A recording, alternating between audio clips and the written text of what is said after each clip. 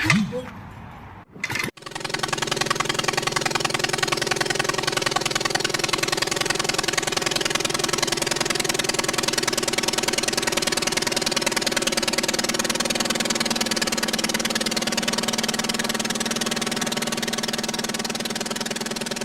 to ADCO Aviation. On the 20th video, I discussed the start of my landing gear of my Legal Eagle XL. Today, I want to discuss the rest of my landing gear build.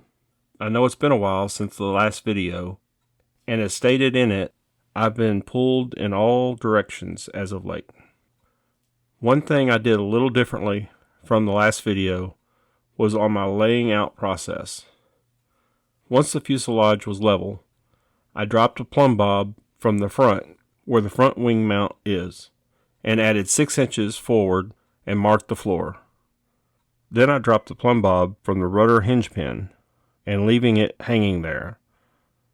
I popped a chalk line down the center line and was able to square up the simple jig that we discussed last time easier and more accurately. Also, it made it easier to see if I bumped the fuselage because the plumb bob hanging from the rear would be way off the mark with very little movement at the front. Anyways, one thing I did was to use the 3/8 inch bushing everywhere a 1/4 inch bolt passed through, even for the shock struts, or should I say shockless struts. I believe Leonard just welded a doubler sleeve over the 5/8 inch tubing and drilled through them. FYI, don't touch the 3/8 inch bushing immediately after drilling it out. Ask me how I know. Yep, had a dum-dum moment. By the way, for those that haven't heard of this little tip, mustard is your friend. It immediately soothes and will keep you from blistering as well. On the 4 inch long, 3/4 inch by 0.62 axle holder, for lack of better terms, I split only the top side of the tube so that the bottom side would sit level in the angle iron of our simple jig. And once the gear pieces were all shaped and welded, I was able to get my measurements for the shock struts. I was able to split the lower side of the tube and weld on the plates. Hindsight, I probably would have made the tube 3.5 inches long and then welded the plates on after taking it out of the jig. But it worked either way. The V-struts were shaped and welded at the correct angle. Again, I didn't worry about the 12-degree angle, just made the pieces fit the airframe. My wheels will be in the correct, safe locations.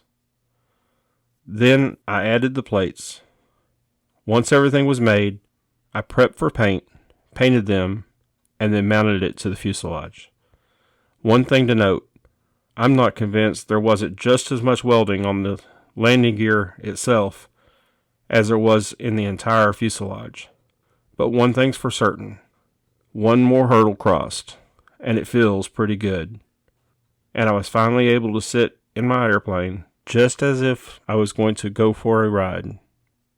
So as I stated in the last video, I know I had a lot of concerns going into this part of the build, but just like the rest of the build, I took it one piece at a time, and before I knew it, it was done.